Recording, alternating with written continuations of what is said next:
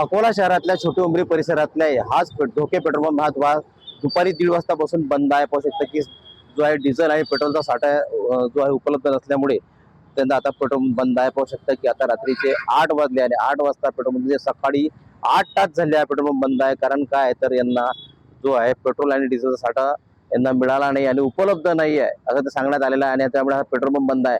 या जो रोड छोटे उमरी ते जो जाणारा इकडे जो यावलखेड सांगळूद 8 ते 10 गावांना जोडणारा हा एक पेट्रोल पंप या ठिकाणी आहे। पण आता या पेट्रोल पंप बंद असल्यामुळे इथे स्थानिक नागरिकांना आणि इथल्या गावकऱ्या नागरिकांना मोठा त्रास सहन करावा लागत आहे।